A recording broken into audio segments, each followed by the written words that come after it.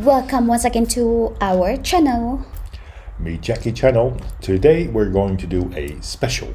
It is special and it's going to be different from reaction videos we had previously. This is about geography. Yeah. And today's is going to be about Iran, also known, of course, as a Persian region. So, are we ready for this? Yes, I am very ready. Cool. Do not call most of these people Arabs.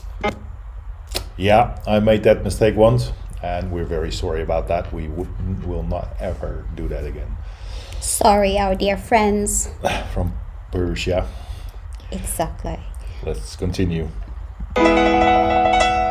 It's time to learn geography. No! Hey everybody, I'm your host Barbie. Okay, let me break this down so you can quickly get the distinction. You've heard of Persia, right? The Persian Empire, Persian rugs, Persian cats, the Prince of Persia, which by the way, Disney got incredibly accurate. Yes, Persia is pretty much synonymous with Iran. Now, not everyone in Iran is Persian, but it's a huge part of their story, which we will begin discussing now. Okay, let's be frank. Iran seems to get their fair share of the news quite often in the Western media. However, conflict issues aside, Iran has a deep history and story in the Middle East that extends millennia in the past that would probably be wise to educate yourself on. First of all, Iran is located in Western Asia, bordered by 7 other countries, as well as the Caspian Sea to the north, the Persian Gulf, and the Gulf of Oman to the south, divided by the Strait of Hormuz, which is like one of the most important sea passages in the world. Hey, it's Arabian Gulf. Most people have called it Persian Gulf, and it's been that way for centuries. Plus, Arabs have their own sea. Just let them have it.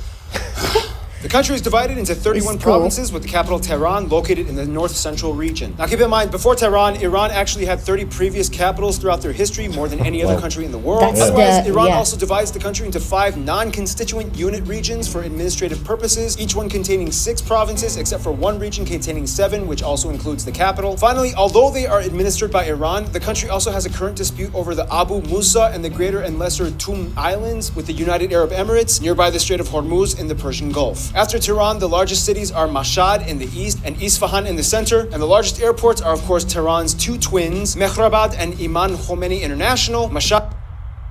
So that city, it has 2 airports. All right, cool. Yeah.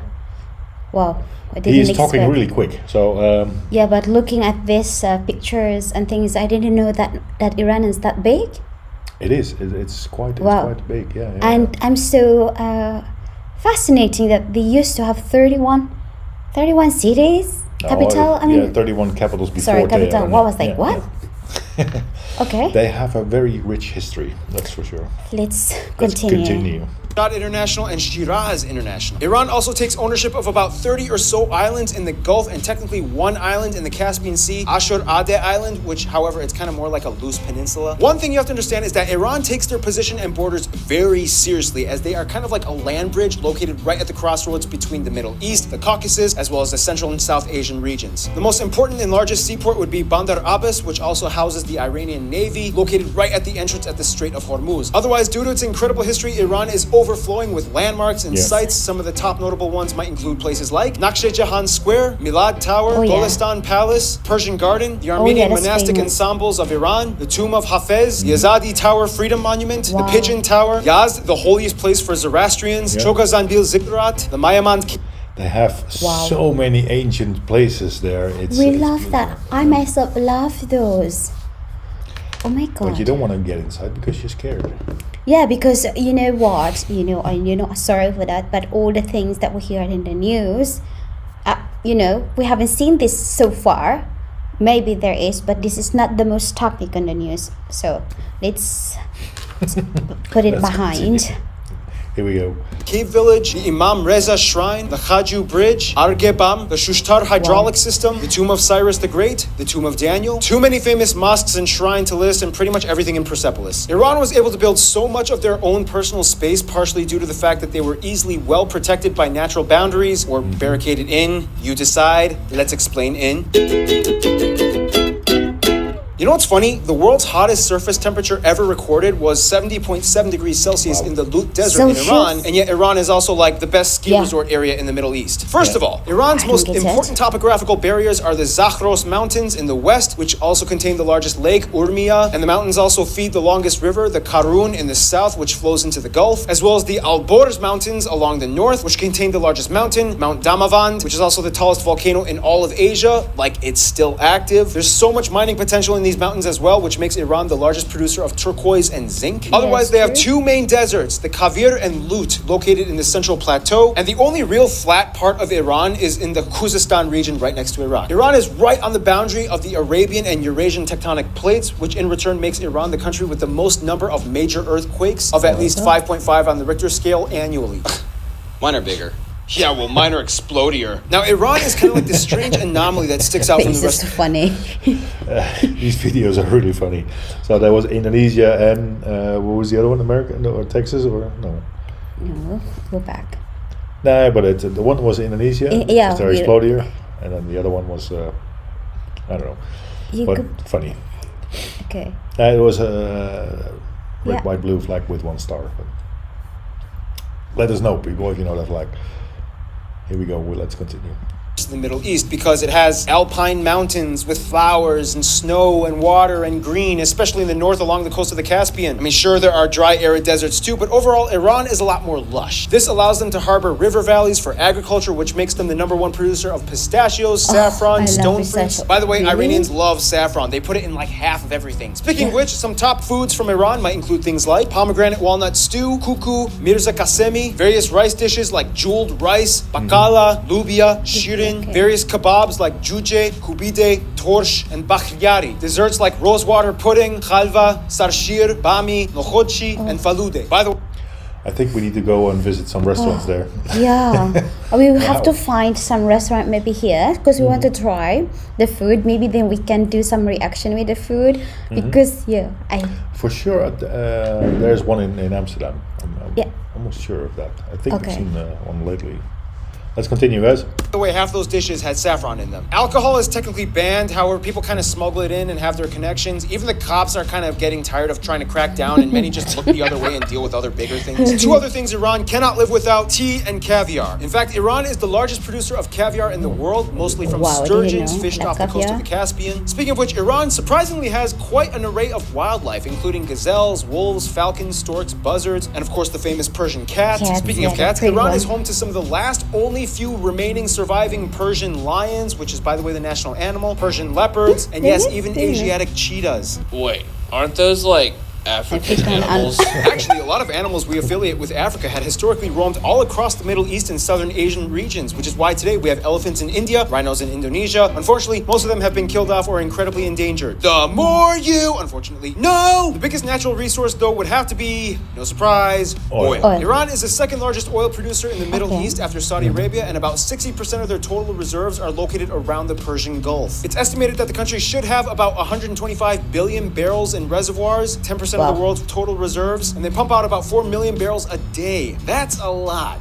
So with all the geographic isolation but abundance of resources, you might wonder, what is life like in Iran? Well, I'm so glad you asked.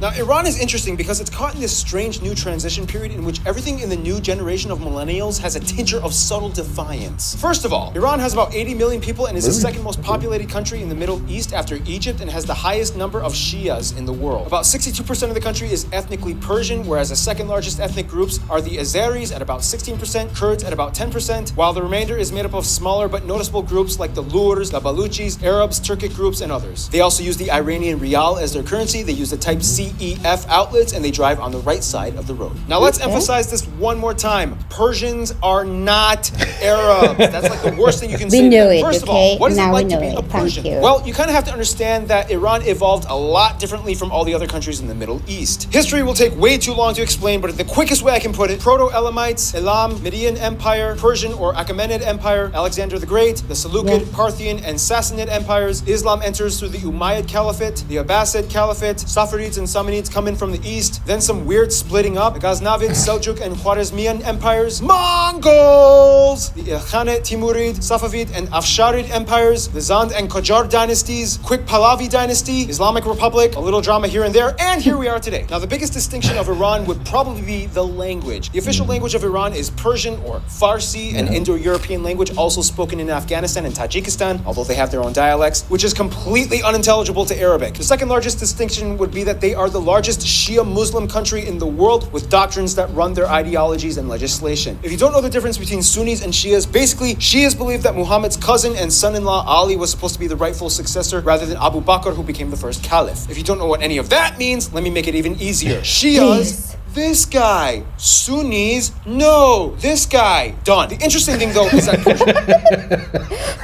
All right, very clear. So, Okay. He helps me to understand it. yeah, it's a very complicated area. We know that, and he's going so quick, but we're getting it. Luckily, he put some pictures on it. Yeah, and, Okay. he makes it funny. That's for sure. Yeah. Here we go, guys. Persians still hold on to a lot of ancient Persian customs and traditions that predate even Islam. For example, for over 3,000 years, Persians and other Persian-related people groups across the world still celebrate Nowruz, or Persian New Year, usually on March 21st, or the vernal equinox, a mostly secular holiday. your However, it birthday. actually has roots and is That's the equinox. So that's the turning point of the. What? The year? No, the equinox. So it's the turning point of when the sun goes over the equator. Oh, okay. So from south to north. So, wow, how lucky is that? Their New Year is your birthday. So, remember, they're not Arabs, okay? Okay, let's Thank you. continue, honey. Sorry, Persians. My bad. I'm gonna hear this for the next 10 years for sure. Here we go, guys. considered holy to Zoroastrians. Zoroastrianism actually started in Iran and at one point was actually the state religion. Persians also have their own distinct art, which usually depicts human figures more often than other Sunni cultures. They have their own traditions, clothing, music, opera, poetry, sports. I mean, polo was invented here, and they have that ancient warrior training thing. They have handicrafts. I mean, everybody knows that Persian rugs are like some of the most sought after in the world. But just remember, looked not at all Iranians today. are Persians, and some of these groups have expressed separatist movement desires in the past, but with pretty much no actual success. The second largest group, the Turkic Azeris, or Azerbaijanis, mostly live in the northwest along the borders of Turkey and the Caucasus regions, where their cousins, the actual Azerbaijanis in Azerbaijan, live. They are basically the same people, except one group speaks Farsi. Although exact numbers are kind of hard to estimate, today there are about twice as many to 3 times more Azeris living in Iran than there are in Azerbaijan. Then you have the Kurds that live along the west as well, and then you have the Arabs that mostly inhabit the flat Khuzestan areas by Iraq. You have the Baluchi people in the southwest along the border with Pakistan. Each of these people groups has their own language, culture, and history. Oh, and keep in mind, Persia is mentioned numerous times in the Bible. Iranian Jews believe that they are descended from Queen Esther, and they, as well as Christians, believe that King Cyrus was prophesied in the book of Isaiah. Speaking of which, although the vast majority of the population is Shia Muslim, there are communities of non-Muslims, mostly Christians and Jews. However, outside religions are strictly monitored and confined to only a few places of worship, as it is illegal to build churches or synagogues. Selling of literature is illegal, and apostasy from a Muslim is punishable, which is funny because just like in China, Iran has one of the fastest growing underground Christian communities in the world, and disputedly the most in the Middle East. So how does Iran hold all these people together? Well, in order to speed up the Persian assimilation process, other languages are banned from schools, and they have a system in which cooperation is rewarded and resistance is punished by the IRGC. So it's kind of like, join us and the rewards shall be bountiful. I have my own thing going on, but thanks.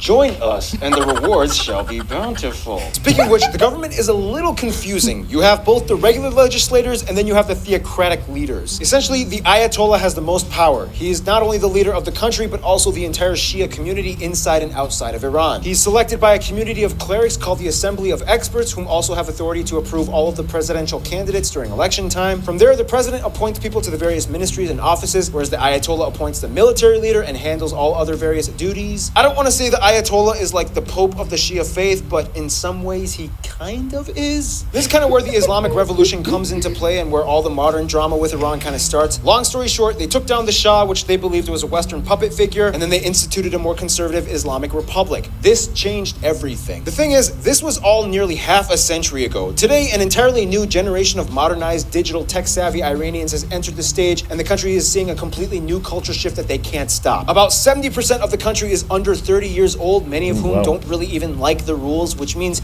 I didn't know that. So Yeah. that's a really, really young population of country. So that's why it's moving a lot there. Yeah. Yeah. And wow, looking or hearing him telling and showing these pictures, the things we didn't learn. No.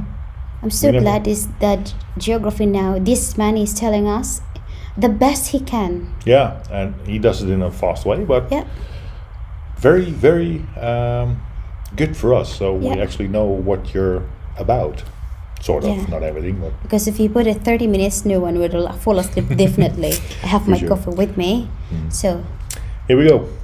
We have a lot of intrepid youths running the show now. Even the police are getting way more lenient because the police are getting younger too. Everyone in Iran is now kind of trying to find like loopholes and subtle cheats to avoid the religiously imposed laws. Although the hijab is required for all women in public, most women just loosely wear it, exposing their necks and front hair, almost as if it's like a fashion accessory rather than a religious article. Skateboarding, punk rock, and metal culture has already penetrated the youth, even women. Although it's interesting because it's like Persian punk rock and metal. People meet at underground clubs and parties all the time wearing whatever they want with open bars and music. If you catch them in their element, Persians are actually seriously like some of the most fun people you'll ever meet. And the crazy We can confirm that because every one we see now also online and giving us comments, you guys are so open, so cool. Yeah. We love it. And also what we see in the music, it's very modern age, yeah. it's cool. Yeah. and the way as well they leave us comments, Yeah, but cool. Kudos for you guys. Keep going. You deserve it. Here we go. thing is, everybody knows about this. It's nothing shockingly new to the police or government. It gives them a little bit of a headache, but after half a century, it's kind of like, dude, whatever. Yeah, you didn't really expect that, did you? Persian punk rock rebels with hijabs and skateboards, right? And that's what goes on in the inside. Now let's see how they reach out. Here we go.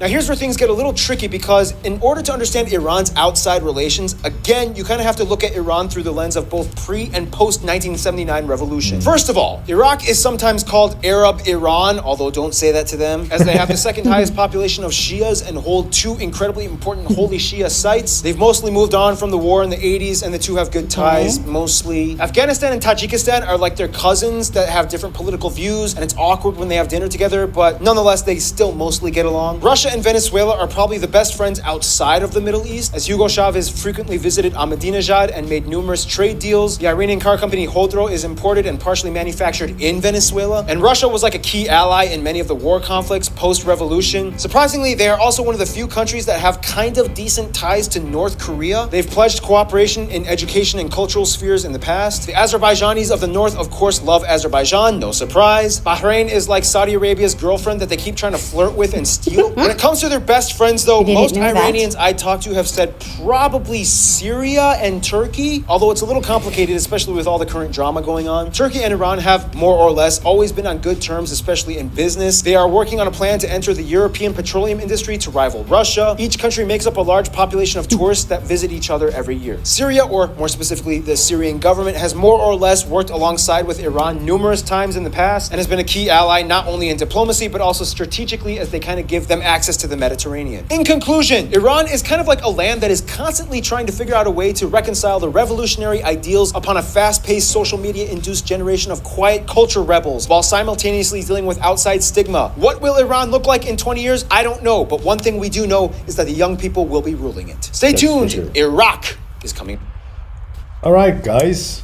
Yeah. Wow, a lot of information, but worth seeing, and I really hope you guys figure it out. Yeah, it's actually, It's a beautiful country, as Yeah. we can see, and and it's really, really pretty much. very You nice, know, very nice people. Actually, hearing this geography was like in my pockets. It was like, wow. A lot of things happened there. Yeah. Good to know. That was Persia, Iran, but it's it's cool. I didn't Yeah. know a lot of things about them. Yeah, so we're very, very grateful that we did reaction videos on our channels. We got to know the history or the geography of other country Yeah, that we haven't been visited. for sure. So, and now we know the music as well, partially, and we're happy to do this. So, I would say that's it for this one. Thank you very much you for very watching. much. If you like it, please give us a big thumbs up. And if we missed anything about the geography, don't hesitate to comment down below on Teach us. this. Yeah. On this. If you have any other video. videos you want us to see, or about historic sites or whatever, or something you achieved, then let us know.